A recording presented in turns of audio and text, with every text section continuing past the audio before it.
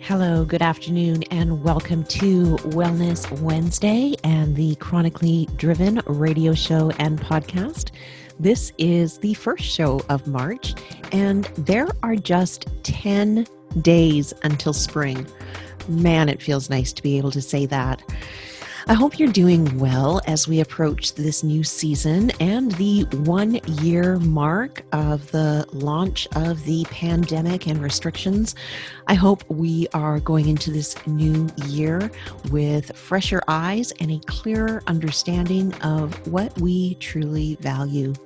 With the nicer weather, it means we can enjoy more time outdoors, which is so fantastic. We are truly blessed here on Vancouver Island with our clean air, wide open spaces, and so much to explore. Even just getting outside and getting some sunshine on your skin is so beneficial to your health. And if you can add some movement in there, even better. Today's show is going to be in 2 parts. First up, I'm going to spend some time with you talking about 2 really big events coming up in my life. And in the second half, we'll listen to this month's Arthritis Wellness Conversation on the topic of moving from stigma to dignity when it comes to things such as being differently abled or asking for help and assistance. These 2 topics, as you will see, intertwine quite nicely. So let's get going. This is Chronically Driven. Welcome back. At the top of the show, I mentioned that I had 2 big events coming up. Well, I do, and I'm excited about both of them, albeit for very different reasons. Back at the end of December, I was experiencing massive caregiver burnout. It was a really, really tough time. It was at the 7-week point of looking after my mom, who had returned home from having quite a major surgery. And while the around the clock care had eased up, it was apparent that there still was a long road of recovery ahead, and there was a long road of being a caregiver ahead. One of the things that has stuck with me from attending the cancer support group that I did those many years ago was the idea, the value, and the power of having something to look forward to, something real and tangible that you can keep as a beacon of brightness. It can be anything you want, but it has to be real. It has to be something that will actually happen, not just an idea, but something that will actually happen. And it should be something that really delights you. The idea is that you have something that you know is going to happen and that you're looking forward to it, and it helps to lift your spirits or see you through when you are in the thick of it. It can be applied to small things, like looking forward to meeting a friend for a walk next Saturday, or maybe it's a family meal that you've planned to celebrate someone's birthday, or maybe it's something bigger than that. Maybe it's a getaway in a cabin by the sea. What I've just described to you is what I am about to do. I have always dreamt of going away for a few days all by myself to a cabin, preferably by the ocean, for a private retreat to restore and replenish, along with some time for writing, creating, and manifesting. Along with much encouragement and support from my spouse, I booked this trip 3 nights away. I booked it at the end of 2020, and I can tell you with certainty that having this as something on the horizon to look forward to has been such a blessing. Booking it for this weekend is by design.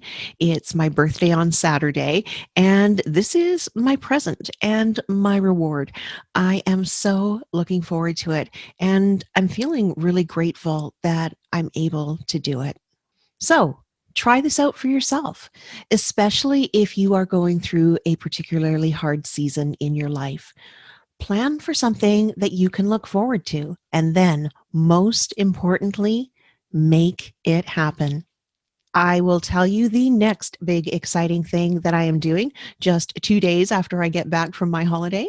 You are listening to the Chronically Driven radio show and podcast. I'm Sandra Silva, and we will be right back. Welcome back. Okay, so where were we? I was describing the getaway that I have planned. 3 nights away in a cabin by the sea. I absolutely cannot wait. At the time of this hitting the airways, there are just 2 sleeps left until that happens. Once I return, I am expecting to be recharged, refreshed, and replenished, which is good. And I do smile at the timing of how everything is coming together. Just 2 days after I get home, I will be going in for surgery to have a total knee replacement, a TKR as it's known. And yes, I am really excited for that as well. If you are a listener of the program, you've likely heard me mention that I have severe osteoarthritis in one of my knees, and I've been considering a knee replacement surgery for some time. For a variety of reasons, I decided that now is the time to move forward with it, as it is becoming increasingly more difficult to manage with the left leg the way that it is. And so I've been in training leading up to this. A lot of the training represents the lifestyle changes that I have decided to embrace over the past 2 years. When I initially met with the surgeon a couple of years ago, I was 60 pounds heavier and not nearly as fit as I am now or as committed to fitness as part of my lifestyle. So that has been a very conscious component of training leading up to this procedure. Now, in the past couple of weeks, and as we move closer to the actual surgery, is when the real training has begun. I am in the painful process of increasing the range of motion for that knee prior to the surgery. Two reasons behind this. Firstly, it is a great way to master the exercises that are going to be required immediately after the procedure. And the better range of motion that I go into with, so basically, the more I can straighten and bend that knee, the better prognosis for me post surgery. So if you know me, you know I am up for that challenge and definitely want to go into this doing the very, very best that I can. Here's the thing though, I have become really, really good at favoring that leg and protecting it so it doesn't hurt. And as a result, it doesn't extend or bend fully. And I have a crooked leg as a result. The physiotherapist assessment that was done prior to this is they've notified me that it is in my best interest to really increase that range of motion. So this is why it has been so painful to do these exercises. And while I am generally not a fan of the phrase no pain, no gain, I do sort of feel it applies here. And while I'm on vacation, I will most definitely be keeping up with these punishing maneuvers. They are getting easier as I go along, but they're tough to do, but I will continue doing them while I am away, as well as wanting to get out and get some good long walks in and some cardio.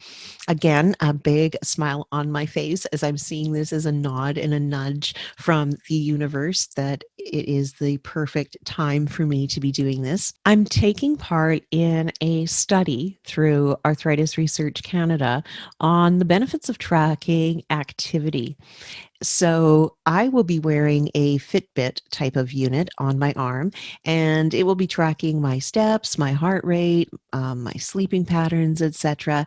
So while I am on my vacation, even if I just wanted to soak in the hot tub and eat birthday cake, my commitment to the study and my sense of pride for sure will have me getting in that movement and exercise. And I really think it's perfect. So, just as an extra way of ensuring that I actually do keep up with the necessary prehab. Then the real work begins. After the surgeon does his part, the rest, the level of functionality I will gain is up to me.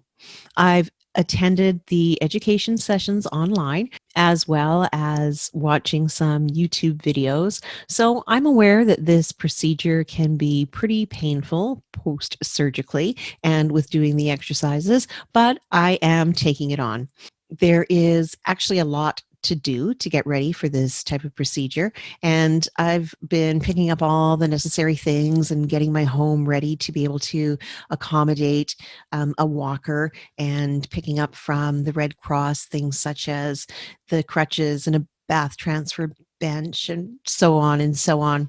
They say that typically a stay in the hospital for a knee replacement is generally 2 to 3 days, with the goal of ensuring that you can safely move and navigate around your home. So, seeing as my home has 14 stairs to get to the level where I am, it will be a really important thing for me to master doing the stairs. I'm prepared to work hard and I know it will be worth it. Part of the things that I'm doing is and what they recommend is I have the crutches and the two-wheeled walker here at home now so that I am able to practice for it so that it will be a little bit easier and I can go from muscle memory upon my return. So that is the plan. I have no idea when I'll be cleared to return to the gym, hopefully sooner than later, as I certainly want to maintain that part of my routine with modifications, of course. I'm getting myself prepared mentally for returning to the gym, and it'll most likely be on crutches and for sure moving a little slow, but hopefully with a straight leg. I have been getting a few glances and some questions as to if I'm okay as I am wincing through the exercises on the mat. It sort of takes people off guard when I sound so happy and optimistic about the upcoming surgery and the road to recovery. And again, this is by design. We've heard the phrase, you teach people how to treat you. Well, I think that this is a perfect time to put that into practice, especially after the surgery. My whole mindset, my outlook, my approach to this is one of determination and positivity, regardless of the circumstances and outcomes. I know that things are not always rosy and easy, but I choose to approach things in a way that is going to support me and move forward in the direction I want to go. I don't want to hear from people of how hard it must be or that they feel sorry for me or how their uncle was in way worse pain after the surgery before or your friend wishes that they never had had their knee replaced. While all of this may be absolutely relevant and of interest to you, it is really something that I don't find relative to this situation at all for me.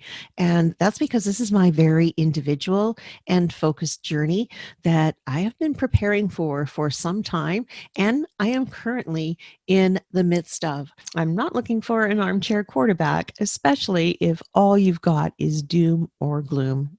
Again, the timing of this is so on point because, as you'll hear next in this month's arthritis wellness conversation, we take a look at this exact issue, which is how to navigate through our feelings and how to communicate with others around how to treat us and how we are looked at or thought of differently based on having mobility issues, for example.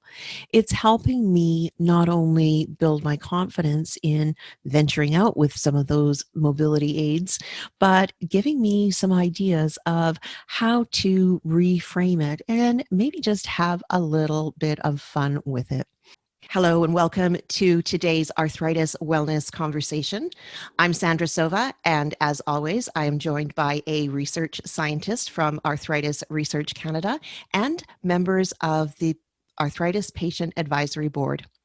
Joining us today is Deanne Lakai, Scientific Director and Senior Scientist at Arthritis Research Canada.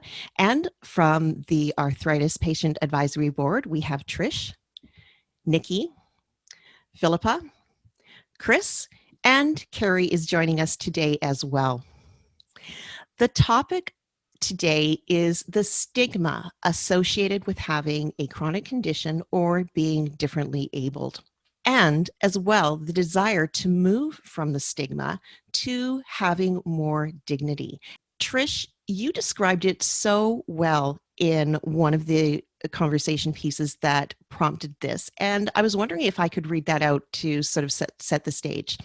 So this is from Trish and talking about the stigma around arthritis. Arthritis stigma is first and foremost an external phenomenon in that it's the judgment from others that devalues the person living with arthritis.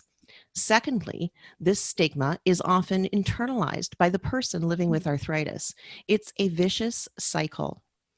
Arthritis stigma persists despite being the #1 cause of disability in Canada.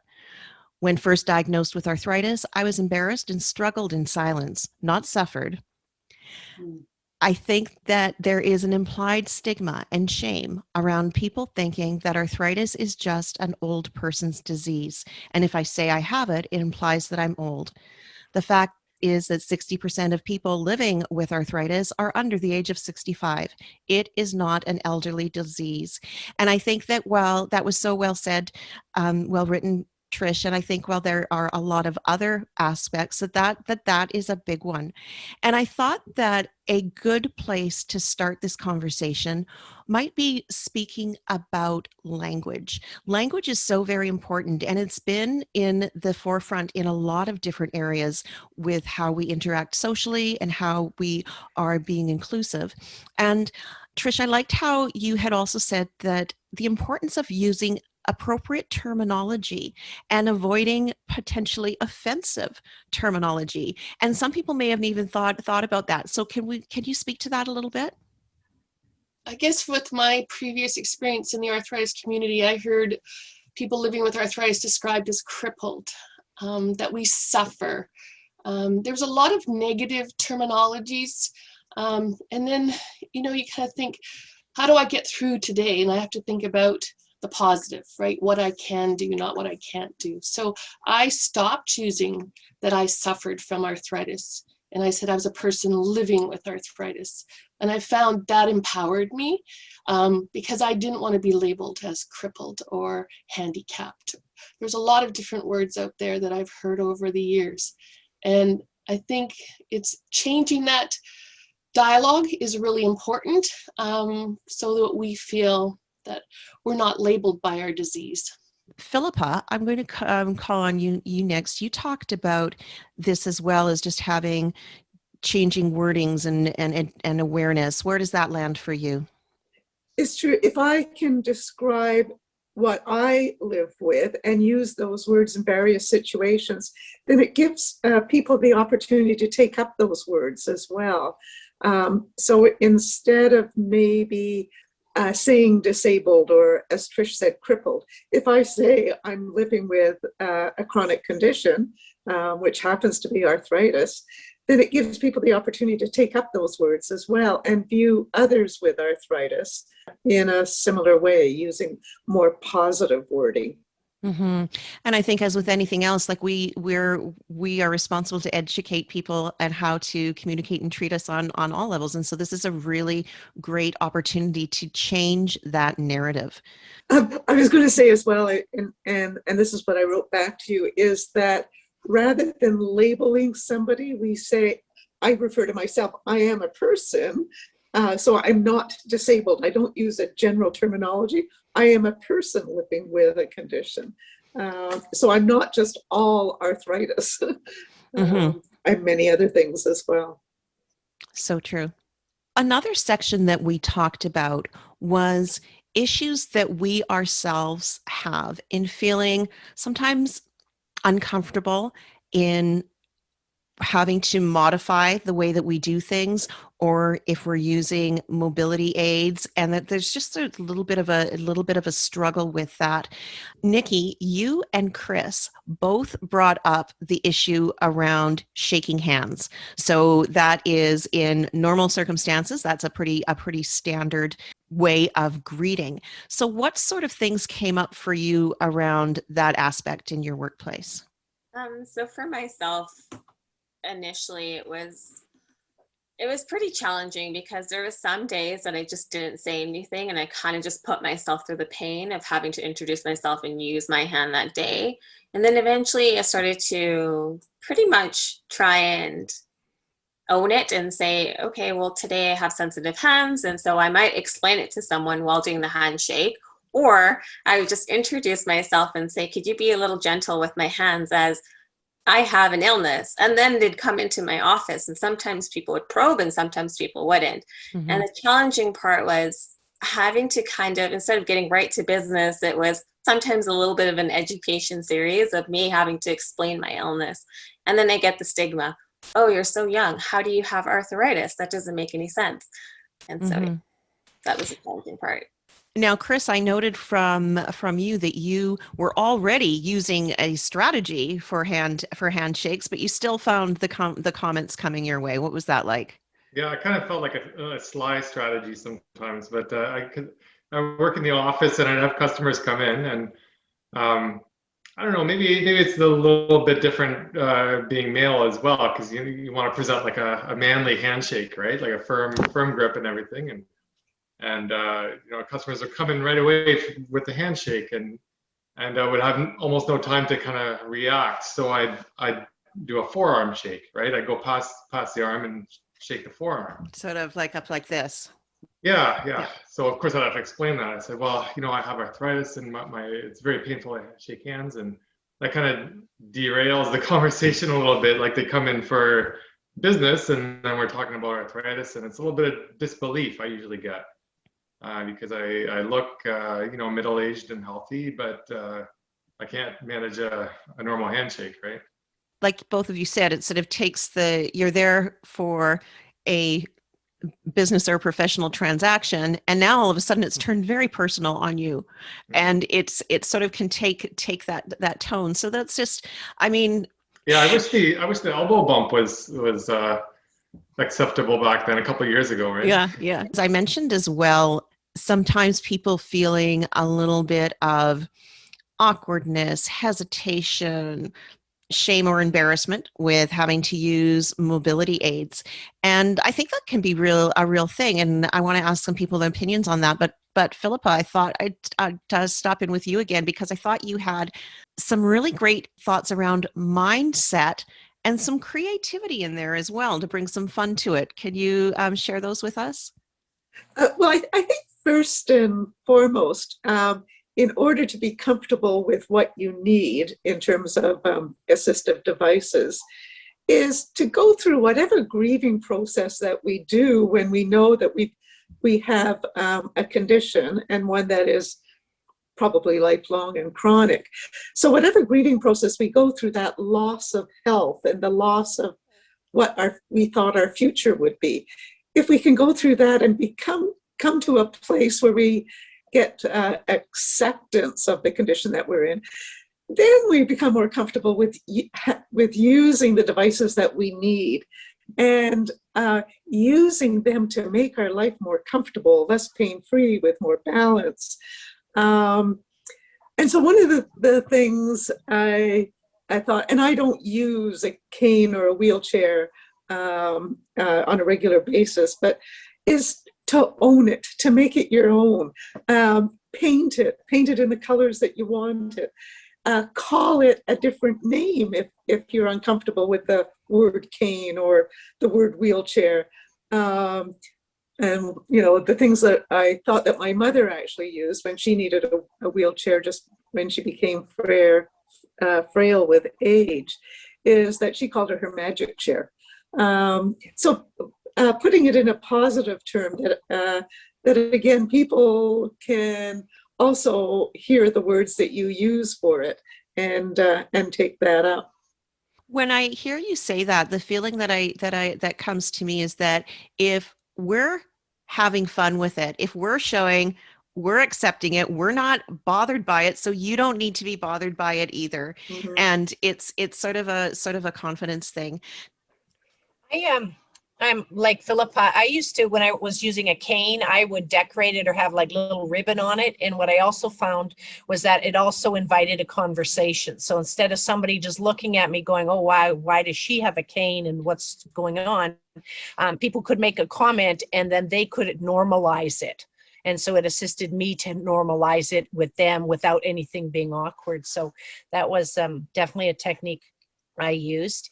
And then just going back to what you were talking about earlier about the handshake. So I've been doing fist bumps for years, and totally because I don't want anybody squeezing my hand. And I would just start out with, so like Chris, when I would have somebody come in and I was in a professional situation, I would just come in and I would just go, you know, when they reached forward, I would just go, hey, I'm all about the fist bumps. And then I just kind of like smile and do that. And then they would go like that. And then we would move on. And it never had to get personal or anything. It was just about me expressing me being a little bit different, and hey, I love fist bumps, and smiling and making their fist bump okay too, and then away we go. So that was how I handled that. And I understood what Philippa said about grieving, because I was diagnosed in my early 30s, and for years I was in denial.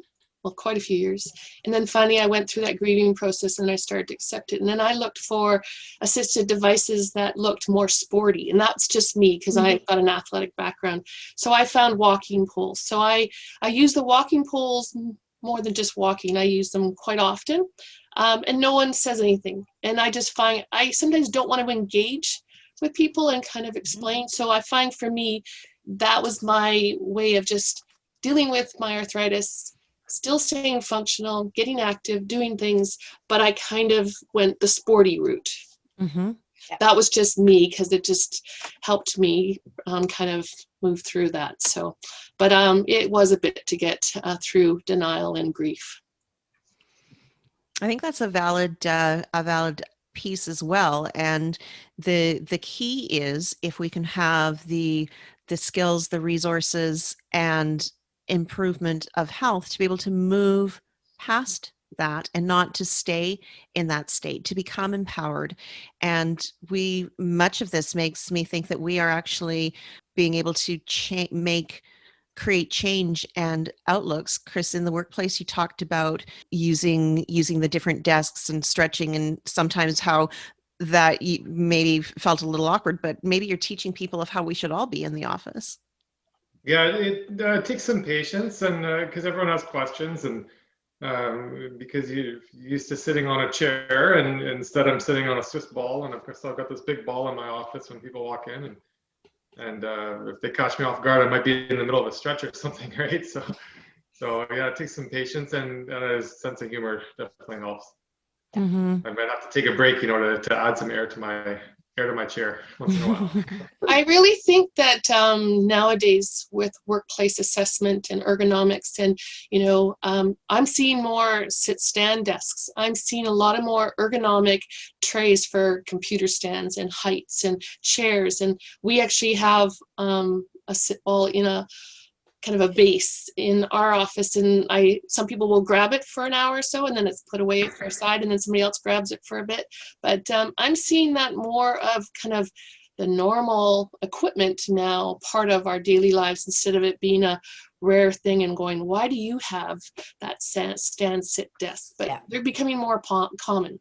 Yeah, I agree. I think the trend really in the workplace now is towards a lot of those more ergonomic ways, and from what we've heard from people in our research and employment, people are a lot more comfortable using these things if they know that other people are using them, and it becomes the norm. And you can also be an agent of change, that by doing this, those are things that benefit to others as well. And so it has a more positive connotation to it. But I agree. I mean, it's very nice to see how this is really completely evolving in the workplace and becoming more the norm. So I think people can feel a lot less self-conscious that this is something that only they need, and that it is showing a sign that they are less able, and rather portraying this as something that is healthy for everyone, and that they are setting a good example of using or doing something that is healthy, not only for them, but for everyone. I think that leads nicely into the next area that I wanted to talk about, which is sort of our role. I mean, each of us here are definitely involved in our own health and wellness. So how do we go about creating understanding and awareness and moving past that sort of judgment and pity?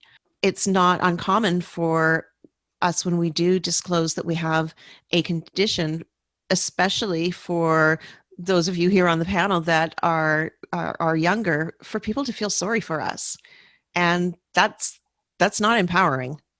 Well, I think for me is everybody living with a chronic disease can deal with those types of questions differently. And I think for me is I like it when someone asks, can I help you? Instead of assuming that I need help, that they just jump in and try to help me. And I'm very independent and I like to do things myself, but then there's times I will ask. But I think I like it when somebody approaches me and says, is there something I can help you with? And they kind of start the engagement, a conversation that way.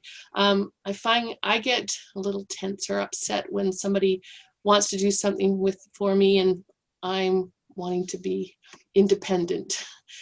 So I find that's a struggle sometimes but trying to engage with them and trying to get them in a conversation and understanding where I'm at. And also too is I find, most people living with chronic disease, one day could be rougher than the next, and next week it could be good. And then, in a few weeks, it could be you're struggling again, just kind of going through a flare.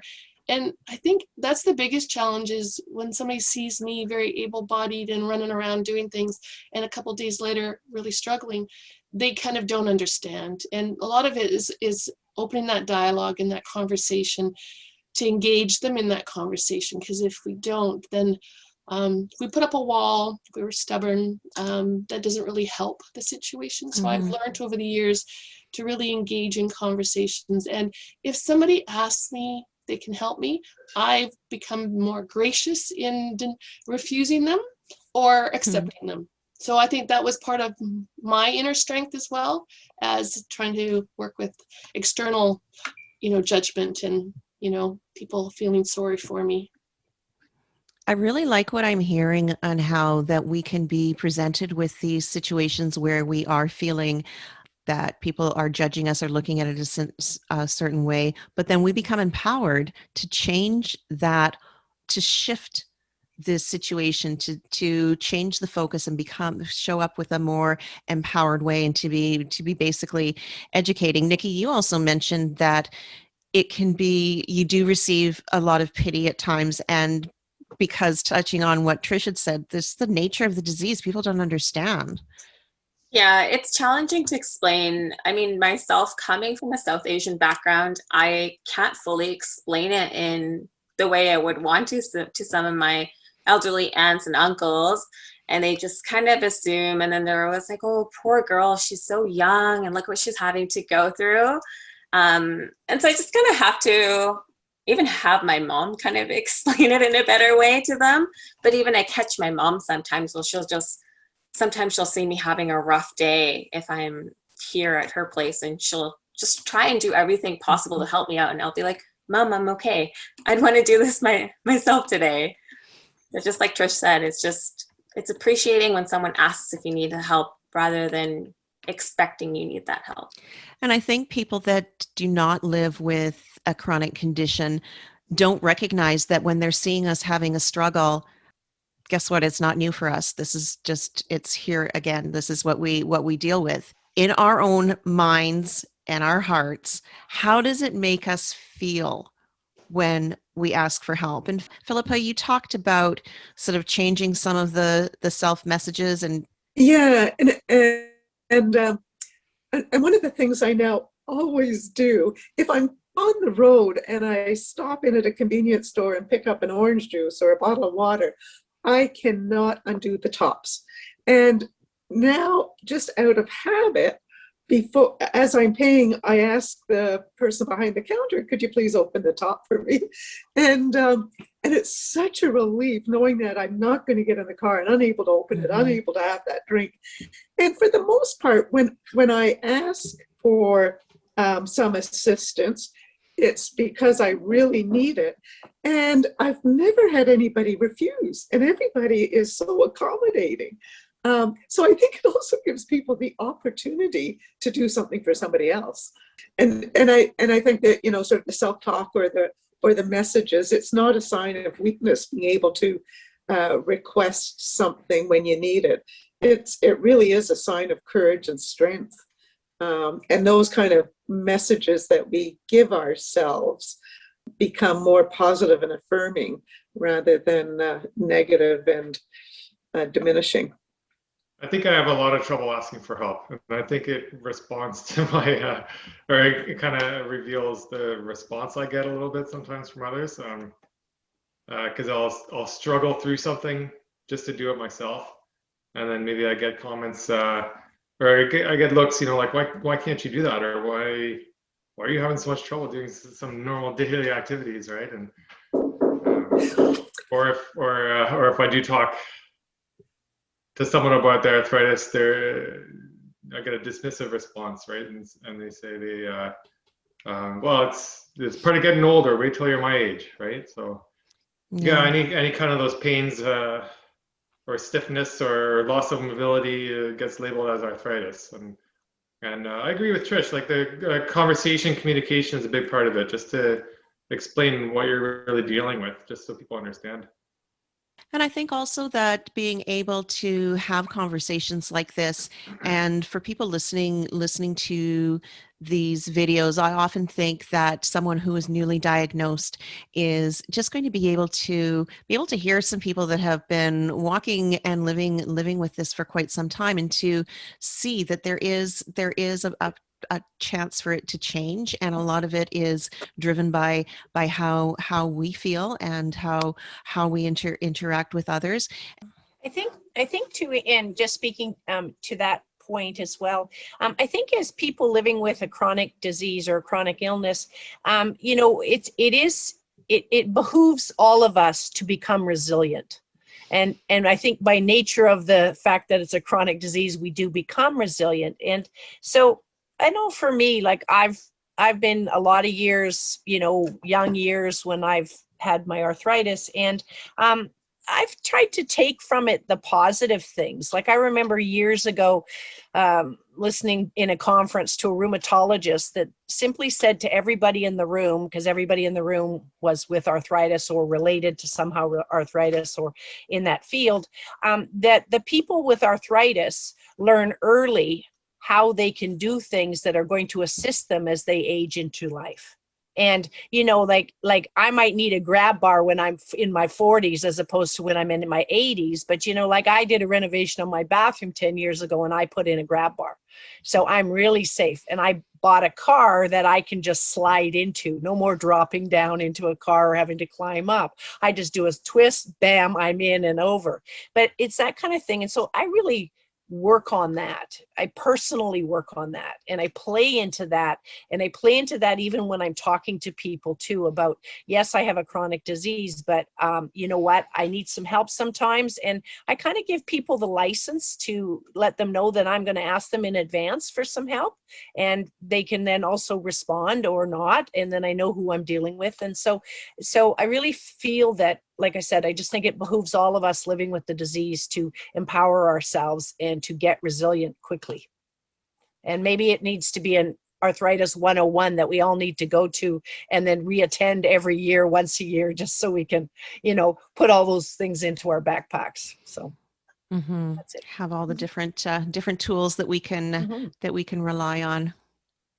Yeah, I have to say that as a rheumatologist, I'm constantly amazed about how resilient our patients are, and how all of you living various forms of arthritis.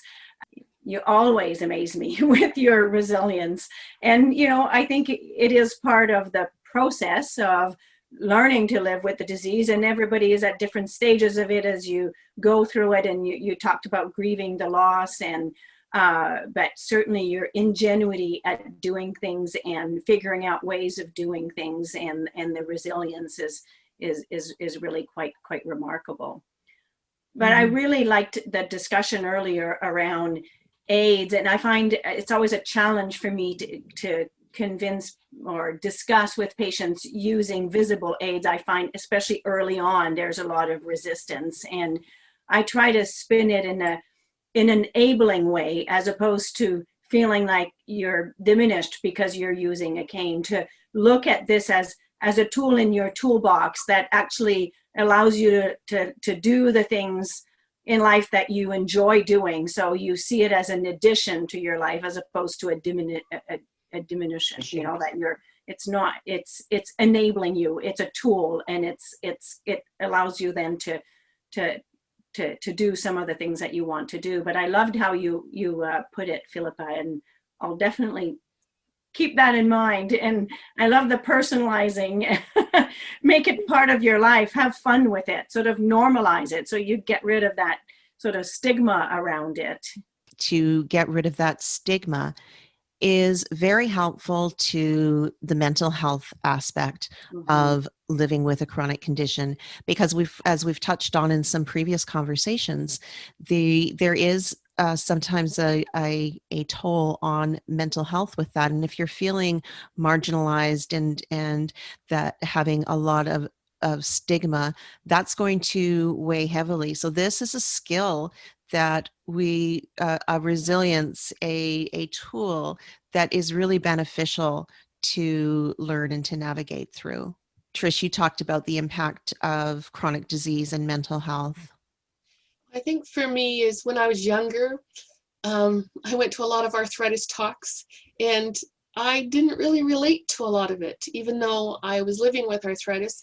I thought I would be dealing with a lot of things later on in life, and I was actually quite surprised when I had my first fog or funk, where I felt disconnected, overwhelmed by the pain and just the challenges. And I think once I got through that, and recognized that it was part of the disease, and it can happen, it might not happen, but I think for me is going to different talks and also talking to friends and family.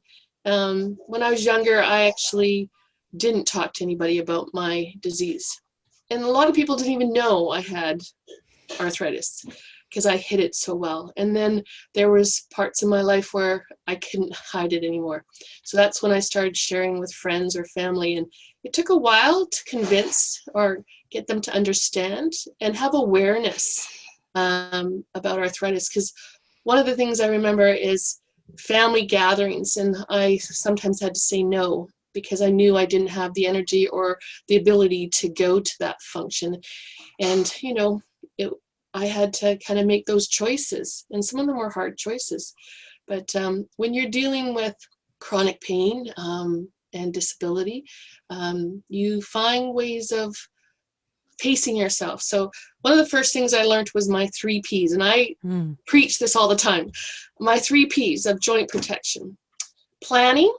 So my week, I plan my week. I have an idea of kind of when it's going to be my high energy days and my lower energy days, what my days are going to be like, how busy they are. So planning ahead.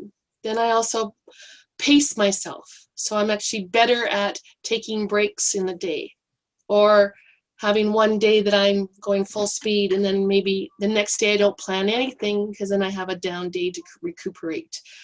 So I've learned to pace.